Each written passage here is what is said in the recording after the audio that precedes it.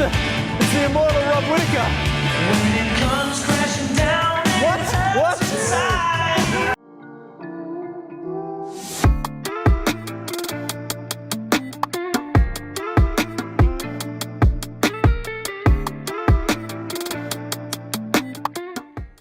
The UFC debuts in Saudi Arabia. We had the card after some shakeups, obviously with the main event, Hamzat, that fight falling out, but Aliskerov stepping in. Overall, card was really fun. I thought the commentary team this time was on, like, they were on one. DC and Bisping, they're funny, man. I think they have good chemistry. Wasn't there like beef going on? Just a random beef going on between them, but like maybe like a friendly banter. I Definitely guess. that. Yeah. I wouldn't call it a total beef, but they definitely like messing with each other, and I think it makes it more entertaining because like not every fight is gonna be a banger, spectacular. Like not every card is UFC 300, so like when you get those fights that are kind of just like mid or when there's good commentary, I think that's the thing. brings it up a I don't level. always have the commentary on, so I'm not. I don't hear everything. So, Yeah. but I did know about that. So The UFC debuting in Saudi Arabia, though, that's a big deal business-wise. We were talking about Turkey before the pod. He's like really changing the game right now in combat sports. yeah, dude. He's putting together these just bigger, what they feel bigger events, and it's kind of like fights that should happen anyways, but this is the guy who's kind of like facilitating them and really making them happen. So Yeah, I mean, I like what he's saying too, because he's a boxing guy, really. Like he's been making all the big boxing fights, exactly. and now he's introduced the PFL. Now we have the UFC, and he says that he wants them to come back in early 2025 with a big pay-per-view. So like, we could be seeing like a big business move in the future just because of like how the UFC is associating themselves with that, and we know there's a ton of money there. We're not going to debate the ethical stuff about that. We're a sports show at the end of the day. You guys can listen to like some political commentary if you care about that at all, but we're just here to talk about the fights, and I'd say that their first time in Saudi Arabia was a big success, and with that, I think we should talk about the main event. Like I said in the intro, Robert Whittaker fought Aliskerov because Hamzat Chimaev fell ill, had to pull out of the fight. And Ikram, he may have taken this fight on short notice, but I think people aren't giving him the credit that he truly deserves. Like, they wouldn't have given him this fight. They didn't think he had a chance. And his only loss before this, I believe, was an uppercut knockout to Hamzat.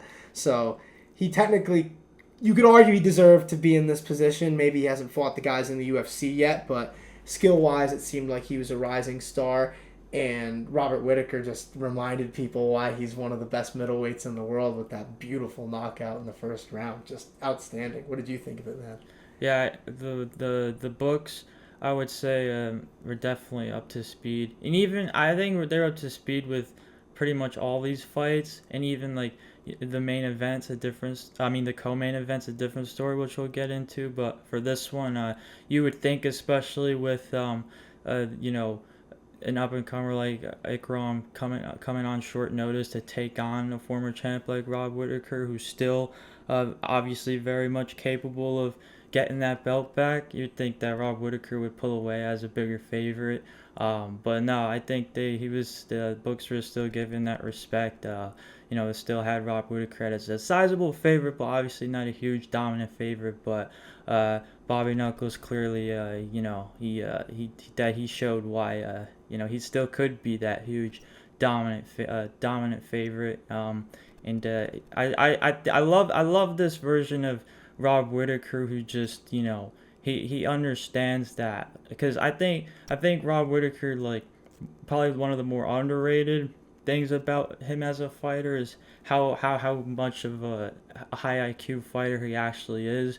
But like, for instance, here he still is someone that is obviously very capable of turning out somebody's lates, and just showing the world why why he still is one of the best middleweights in the world, and why he can still dance with any of these guys at the top. So I think this performance, he just he knew. I think it was more of a case like he knew that there was still, obviously not the task that, Hamzat would have been if a healthy Hamzat came into this fight across from him, but there's still a tall task ahead of him with a surgeon, someone who's still, looking to make their name heard off of his name. So I think it was more of a case like he wasn't gonna play around with his food. He's just he knew he had to come forward early, overwhelm Ikram, and just he had to go for the kill. And that's exactly what he did. So the story of this fight is just incredible because Robert Whittaker, everything to lose, nothing to gain, and I think some of the narrative behind, like before this fight too, was how, is Robert Whittaker still that guy? Is he still that true top contender at middleweight? Because, he beat Paulo Costa, but before that, obviously, was the Dricus fight, and Dricus is obviously the champion right now. So you have to wonder, like, can he really get back to that? And I think that this fight against a really underrated rising star in Ikram Aliskerov, just the way that he starts him in round one, it really tells you a lot about where Whittaker is, and he seems to be fighting with such a freedom at this point. He said after the fight, I want to fight anybody, anywhere. I just want to keep winning. I believe I'm the best in the world, and I think that's really helped him, and I'm curious to see what's next for him. Personally, do you want to get into that? Or no, it's more of just like a general thing with these Australian fighters that I kind of take notice to. The more and more we cover the sport and all that, like these guys are just these guys from the land down under, like they'll take on all comers, like truly, and they want to scrap whoever, whenever, and just it's all for that ultimate goal of getting to the top. And it's cool to see, especially someone like Robert Whittaker, who obviously a lot of people were starting to count out and doubt whether or not he still had that juice left in him, still had this kind of knockout power left in him to really reestablish himself as one of UFC's best middleweights. So it's cool to see him still do that, because we obviously know that the fan base, everyone gravitates towards Rob Whittaker, and the type of person he is, and the kind of fighter he is too, is just the cherry on top. So yeah, I mean, he's a really good fighter. He's entertaining to watch, and he's just a fun guy as it is. He's a cool dude. I saw a video recently. It was him, but I think it was before the Costa fight, and he was talking about Alex Pereira and what he thought when he was fighting Israel and at the top at middleweight at the time. And he was just he's they talk about his striking. He's like, but look at the size of him. He's a giant in there. He was talking about how Israel Adesanya, obviously it looks a lot bigger in person. And then he's Alex Pereira almost dwarfs him, which is crazy because Israel is 6'4" and a pretty big guy, even though he looks lankier. So yeah, middleweight is really fun right now. Obviously at UFC 305 we have Izzy versus DDP right now. I really want to see Whittaker versus Strickland, man. And if we could somehow get it on that card, could you imagine the storylines? I mean, at middleweight, oh man, that could be good, because Whittaker Strickland for a number one contender fight seems like the obvious move, even though Whittaker said he'll fight anybody. So I don't know. The only other option I could think of is maybe Whittaker versus Imavov, but that doesn't really get your it doesn't really get you going Whittaker Strickland. That's what I was thinking too when we were doing our UFC Louisville recap after Imavov's obviously controversial win, but it was more or less when we were previewing at the end of the pod before that. But I just figured a fight with the winner of Hamzat and Whittaker would be something that it could be in the works for the future. I know now. I asked you about it. If a clean win for Nasruddin Imavov was what ended up happening against Jared Cannonier, how much closer would that put him to the title? And would a fight with the winner of Hamzat, I guess the winner, but I was also thinking even the loser too of Hamzat Whittaker, if a fight with either one of them would make a lot of sense. So I guess look at where we're at though, because Strickland's in a place where he doesn't really have to fight Whittaker, in my opinion, because the fight with DDP the first time was so close. Yeah. So, like, if he wanted to sit and wait for a title shot, I would understand that. And if Imavov had gotten that clean win, like you mentioned, I'd be like, oh, Whittaker versus Imavov, just do that. Yeah. And then let Strickland sit and wait for the winner of Adesanya versus DDP. So that's what that's what I'm thinking too. I feel like, especially after a performance like this, like Rob Whittaker has really earned that one more fight away from the title shot, one more win away from the title shot, and like, a fight with Imavov is not the one that's gonna get him there. And then obviously with Imavov too, it's unfortunate for him because I feel like it's only we said it too after the fight. It's only fair that him and Cannonier should fight again. So yeah, it sucks too because it's not Imavov's fault, but yeah, it is what it is in that situation. But middleweight, it's looking real fun right now, man. I'm excited for the next few months. This is like even when Israel Adesanya was a dominant champion, essentially beating everybody, there was still like a big surplus of contenders that he was still it's not like he was just beating anybody. He was beating legit worthy names that could have took that title from him at any given moment, because I think middleweight has always kind of had that depth to it in the top 15, and it seems like now now you've got a new champion anyways, and it seems like now still anybody is more than capable of taking that throne. So yeah, it's good to see middleweight back, because I think middleweight especially was a division, at least as when Alex Pereira was in here too, like kind of a division like in flux, like not many, there's just a lot of uncertainty. I feel like it seemed like, okay, well, you have the Izzy and the Pereira rivalry, so that's kind of in a way, like, I don't want to say stalling things, but that's what the belt's all about, and then you have everybody else just kind of fighting underneath it. But it's also like tough to gauge the future at that point,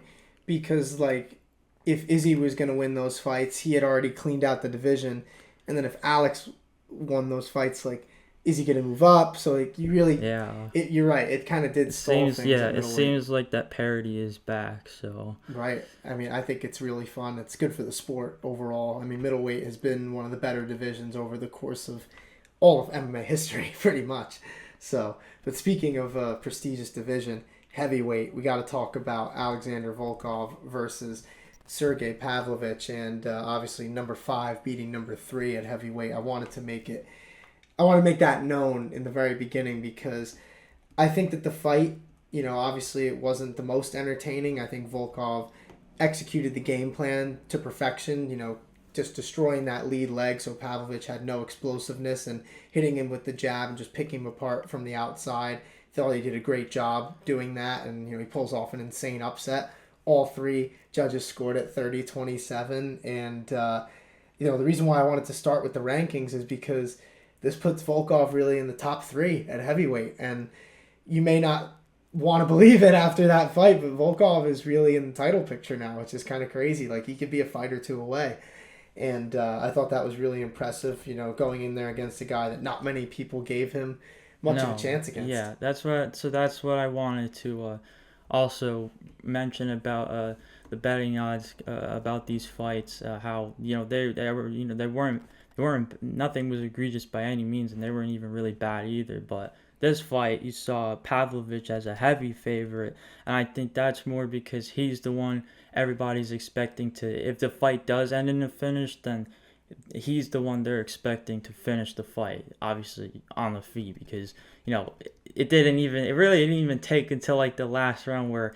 seemed like Pavlovich, obviously his face is all bloodied up from Volkov's jab. It's like it seemed like a sign of desperation that Pavlovich was started to try to wrestle Volkov, but no, I get, so like I understand from that perspective, but it was also clearly like Volkov not getting, and so just to speak for this fight itself, because it does play into how Pavlovich fought the fight, and kind of usually fights the fight anyway, because we know he has that huge one punch power, but the more and more he ascends up the division, it's like you can't necessarily I won't say go for broke, but kind of just rely and put all put all of your faith and I guess cardio behind that one punch, because someone like Volkov is, clearly fine if he's got to fight off the back foot and just keep you at range with the jab and stuff. Then he's gonna do that because he is a very smart fighter. He is someone that's had a ton of fights at this point and has fought a lot of worthy names. Like, it was just a question of whether or not he was going to engage in that brawl and that huge just power punching battle with Pavlovich. But no, Volkov is a super technically sound fighter, clearly. And I think he's gotten better over time. Yeah, too, he should get more credit for that because people obviously they want to see that huge crazy brawl, that war. But at the end of the day, like this guy's got a fight to win. He's still got a belt he wants to go and get. So like you just have to kind of sit back and really just like he did with Sergey Pavlovich here, like kind of pick apart what he's really trying to do and then just like embrace it and appreciate it from that sense, because he wasn't gonna let Pavlovich bring him into his wheelhouse like that. So yeah, and you could tell that frustrated Pavlovich big time, especially by the end too, because he shoved him, and like these guys know each other too, so it's I just think it was a tough night at the office for Sergey Pavlovich. He'll probably learn from this, knowing that he can't go into a fight just only trying to knock the guy out. Yeah, I think that's a bad way to look at it. But yeah, I think that this is interesting for heavyweight because Volkov's been around for a while, so I'm curious to see what they do next for him. I have my own personal idea, and this plays into some of our channel idea, so bear with me with that. But Alexander Volkov, Jailton Almeida, maybe the UFC Vegas 100 main event at the UFC Apex. In the small cage? Come on now. That's a pretty good fight. Yeah, you can't say that wouldn't be fun. For sure. It's kind of a fight that could really go either way. I feel like maybe it's a tale of two sides of a fight. Like maybe you see it start on the feet, and so Volkov picks up an advantage there, and then if it gets to the ground, then Almeida gets the advantage there, and we're gonna see who one-ups each other. But then Almeida's cardio too, though. That's why I want it to be like a 5-round fight, because on the one hand you're like, oh well, maybe Jailton will take him down, submit him easily, but if he doesn't, the later the fight goes, the more it goes into Volkov's favor. So yeah, if anyone from the UFC brass is listening, please, UFC Vegas 100 at the Apex. Actually get to UFC Vegas 100 first. Yeah, we'll get there though. I love. I know I've said this before, but I love how we just constantly used to complain like, we gotta get out of the Apex, and then all of a sudden now we're out of it, and then we're not at UFC Vegas 100 yet. And we're like, wait, no, just come back a few more times. Yeah. But yeah, if anyone from the UFC brass is listening, please make that fight. And hey, give us some media credentials. Let us come out there and cover it. Mm-hmm. But that's a nice plug right there, yo. Yeah, you never know. You never know. But UFC Vegas 100. Volkov versus Almeida, book it. Let's move on to the next fight. So I'm actually interested to talk about this one. So Kelvin Gastelum, Daniel Rodriguez. Kelvin Gastelum wins via unanimous decision, 230-27 and a 29-28. He looked great in this fight, but the big story is that this one was at middleweight when it should have been at welterweight. It just looked like Kelvin Gastelum came into fight week very overweight. Didn't even seem like he attempted to get close to making weight in his fight camp. And, like, forgive me, I'm kind of going to go on, like, a little bit of a rant here, but it's just the truth. I'm a big Kelvin Gastelum fan. Obviously, as you know, like, I pretty much got you into the sport with Adesanya Gastelum. So if you think about it, Kelvin Gastelum is part of the reason why you got into this in the first place. And, Gastelum wins this fight against D-Rod, who... you could argue he didn't look like he was ready to fight with those extra 15 pounds on him, and I think that weighed on his cardio. But in terms of the weight, he comes into this fight week, talks to the media, and is like, yeah, I'm not going to be making 170, and it just seems like he didn't even make an effort. And even after the fight, he didn't really have much of an explanation for it, even though he did apologize. And my point of view is, how many chances did the UFC give this guy? Because, I did the research too. This is basically the 6th time now that he's had a weight issue in the UFC. He's missed weight at welterweight 3 times. This is now the 2nd time they've had to move a fight from welterweight to middleweight for him. And if you want to count this, at UFC 244, he obviously kind of put his weight a little bit on his teammate when he was weighing in at 185. So if you count all those, this is 6 times now that Kelvin Gastelum has had a problem with his weight. And I'm a big fan of the guy. I think talent-wise, he deserves to be in the UFC. He's a good dude as well. But this is the UFC. These are the best fighters in the world. I think it's unprofessional and, frankly, pretty disrespectful to continually do this over and over again, to have these problems. And now D-Rod takes a loss at a weight class that he wasn't even expecting to fight at a week and a half ago. I just don't like it. I think it's unprofessional, and I think they should consider letting him walk after his contract ends. I don't know. I think that at a certain point you have to give more consequences because, like I said, 6 times. Do you give him a 7th try? Do you give him an 8th try? Like, how many more times are you going to let him do this? I just think that at a certain point there needs to be a limit set. And this one, it's hard for me to be happy for Kelvin Gastelum winning this fight because I think about D-Rod and how unfair it is to him. And I told you before the pod, I'm not going to be like Stephen A. Smith sitting here like talking about Phil Jackson, like, I want him gone.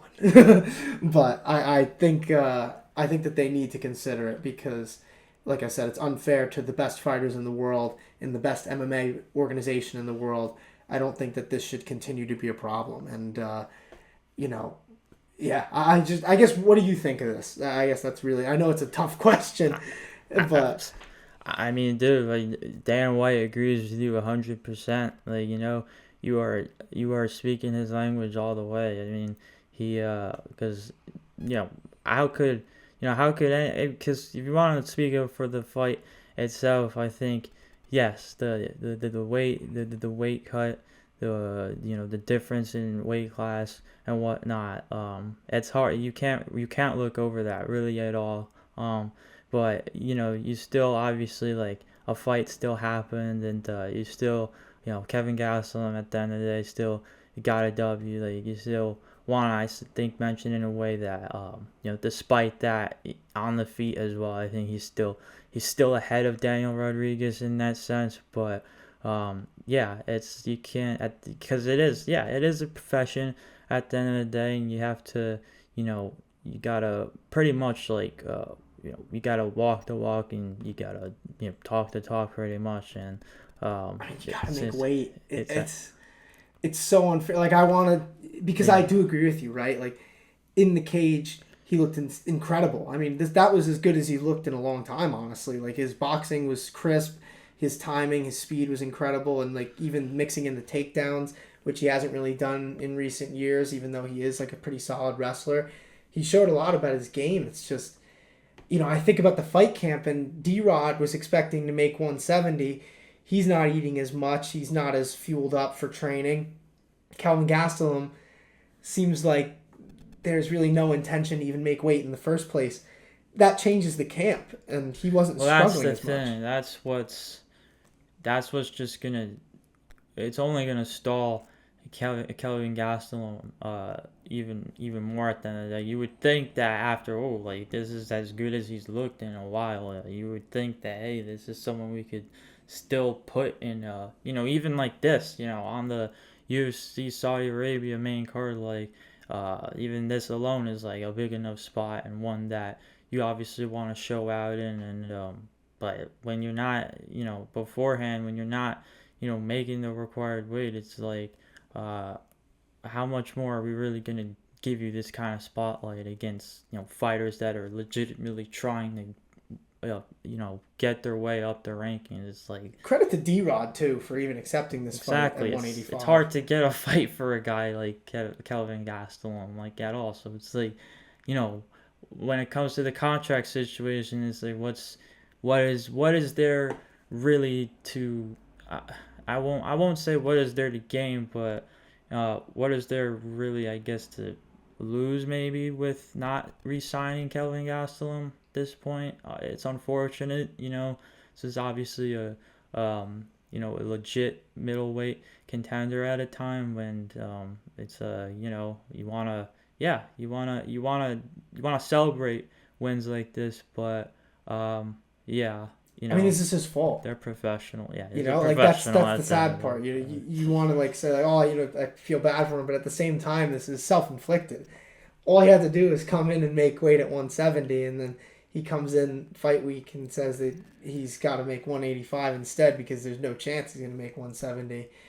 I really feel bad for D-Rod. Like, it's good that Gastelum gets another win, and I'm curious of what they're going to do from here. I don't think he should ever get a fight at 170 again, and I don't know what fighter would be honestly dumb enough to sign a contract. I feel like whoever manages him too shouldn't get off the hook either. Like, because if this is something that keeps happening as well. It's like, well, how much is his manager holding him accountable? And it's like, you're still signing the contract and stuff, and it's like you're expecting to get a full purse and all that, but it's like, I think his manager is Ali Abdelaziz, by the way. He's a dominant, so it's like, how about that?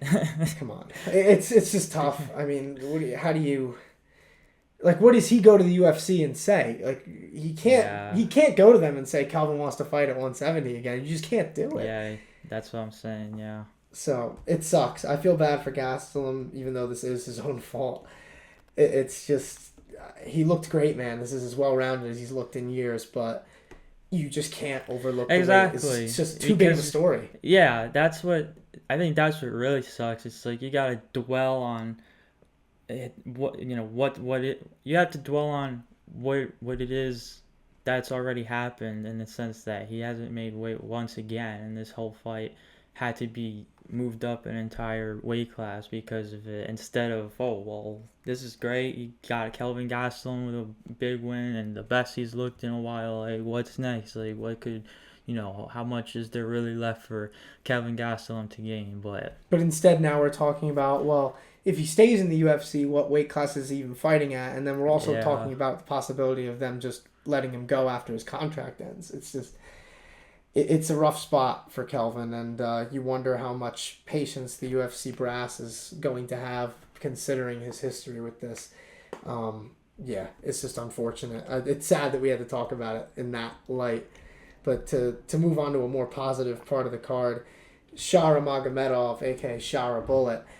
Oh my God, dude. Stays undefeated, 13-0, knocks out Antonio Trocoli in the third round with just an excellent combination, man. I mean, he's just an elite striker, and we talked a bit about it before the pod. People are going to talk about the fact that Antonio took this fight on short notice, and he kind of looked like he just gassed out. But even in the first round, man, he kind of just looked like a punching bag in there against Shara Bullet. Shara's timing is just so impressive. He's so fast for such a big guy too, and it seems like he does have a lot of snap at the end of those punches and his kicks and his knees. He really just is an ultimate striker, and he talked about wanting to showcase that Dagestani striking, and this fight was the perfect showcase of it. So I was super impressed by him, even though people are gonna debate the quality of opponent. I think that you can just do the eye test and look at a guy on camera and see the way that he strikes and the way he puts together his combinations, and you could just tell, man, he's an elite striker, and if he can keep fights on the feet, man, is he going to be a problem. Yeah, dude. And there was some, at least early, like, there was some fence grabbing going on and stuff too, and that's the only bad thing about this one, I think. Yeah, and so like, as we were approaching that third round, it's like you're kind of thinking with Shara. Well, I think what Shara Bullet's thinking is like, well, probably like, I can end this fight, like, which he did in that third round, like, at really any time. It seemed like even before he finished it in the third round, like, he was, he wasn't really breaking as well. Like, seemed confident. He seemed like he knew he had the fight one way or the other. But like, I think that's where the question marks arise. It's like, how much of his all-around game have we really gotten a feel for to this point, even after this fight now? And I think it just, he's still the credible striker, and it's just, I think it's something in the future that you'll probably, the quality of opponent, and then two, if he's able to still, if it gets to the ground like that. So like, okay, so with the Bo Nickel, for instance, if he's someone that, if that's what's gonna happen next, and that's someone that he has to hang with on the ground, then is he gonna be able to hold his own and survive there? So I think that's an interesting fight to make too, because they're both undefeated. Yeah. I think the striking advantage that Shara has against Bo Nickel is basically equaled with Bo's grappling advantage. Yeah. And I think that was, you mentioned the third round, how he could have finished him really at any point. I think there's something to be said too about like his fight IQ, because yeah, he could have gone crazy and just tried to knock him out, but we were talking about not really knowing about his grappling. Antonio could take advantage of that and take him down and use that jiu-jitsu that was the threat going into this fight. You could say that him staying composed and just waiting on the right opportunity was a smart option. Who knows? Yeah. Maybe if he fights a Bo Nickel, that could be ultimately what wins him the fight. That's what I was thinking. It seems it's not that he couldn't. Obviously, like he was able to finish the fight with the knockout, but it's not like he couldn't do that. It was more just a matter of if he was, whether or not he was just gun shy, so that he could anticipate the takedowns. And so he got the job done at the end of the day. And it's gonna be cool to see that rise, I guess, and that rise in who he fights next. And put him and Bo Nickel in the co-main of UFC Vegas 100. Yeah, there you go, dude. This whole card's coming together. Right? Come on. We need to do this. Let's make this happen. But, oh, man. All right. Moving on. We're going to go to the last fight to talk about on the main card. We got Volkan Oezdemir versus Johnny Walker, and man, talking about living up to his nickname, Volkan in no time, Oezdemir finishing Johnny Walker in no time in round one.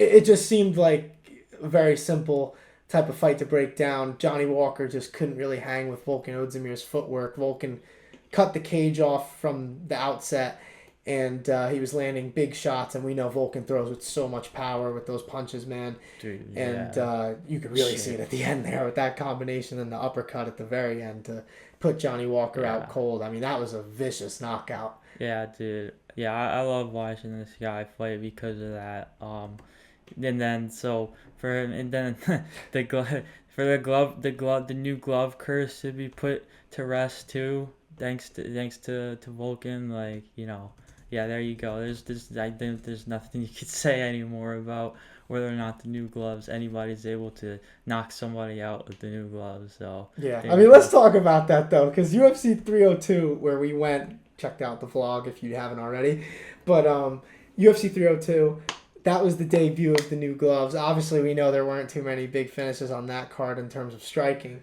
UFC KFC, there were a couple, but nothing too crazy. So everybody's talking about this. Oh, people can't get knocked out with those new gloves. These new gloves suck. Can everybody shut up now? Yeah. I think if you ask Johnny Walker about the new gloves, ask him if he thinks that they, if they're not capable of knocking someone out. The whole debate was pissing me off so much. I'm like, that's such a dumb conspiracy to have. Like, the thinking that these gloves are somehow worse and you can't knock someone out. Like, it's an MMA glove. You know what I'm saying? How bad could it be? Even if it is worse. You know what I'm saying? Even if it is worse than the old one. I just think that was a misguided little theory that people had, and I think that this fight definitely put that one to rest. But it was a great win for Volkan, man. I mean, that knockout was scary. I thought, personally, I thought that was second only to the Holloway Gaethje knockout in terms of knockouts of the year in 2024. I mean, that was just vicious. Yeah. And this guy good for Volkan, though, too. This dude is just coming to knock your head off. So as he has been for many years at this point. So, it's awesome. So, huge win for sure. I think he's an interesting spot in the division too. I was thinking maybe you could match up two Polish power punchers, Volkan versus Jan Blachowicz, or maybe possible rematch with Dom Reyes, who narrowly beat him about 5 years ago, I think, at this point. So he has a lot of options. I think that this was such a huge win. That has to give you some extra stock. I think that's what you gotta love about light heavyweight is that really at least the majority of these guys are, they really are like if they. I guess I'm thinking, I'm thinking of someone like Yuri in this sense, who like he will come to brawl, and he is able to, give it to you. He's able to take it and give it to you that much harder. Like, a lot of these guys just like really do hit with a fuck ton of power, so it does create for a lot of fireworks usually in the division. So I think there's a lot of fights out there. So I mean, you talk about this division though. We got UFC 303 next week. That's gonna be insane. Obviously, it was originally supposed to be the return of Conor McGregor, but now we got Alex Pereira versus Yuri Prochazka too. Can't wait for that. I mean, this card has been underrated, man. I mean, now we got Ortega versus Lopez at the co-main event. Anthony Smith, Roman Dolidze. I can't believe that card took another hit, that fight. It's just unreal. But Ian Gary versus Michael Venom Page. Even in the prelims, man. Joe Pyfer versus Marc-Andre Barrault. Cub Swanson versus Andre Feely. We got Charles Air Jourdain fighting, dude. Peyton Talbot. Michelle Watterson versus Jillian Robertson. Andre Arlovsky. Ricky Simone. Come on now. This is going to be a fun pay-per-view. THH 67 will be next week, and soon after that, we do have a surprise coming for you guys on July 4th to celebrate American Independence Day. And so stay tuned for that. A little soon after, UFC 303 recap, THH episode 67. And it's going to be a fun next couple of weeks, so we'll see y'all.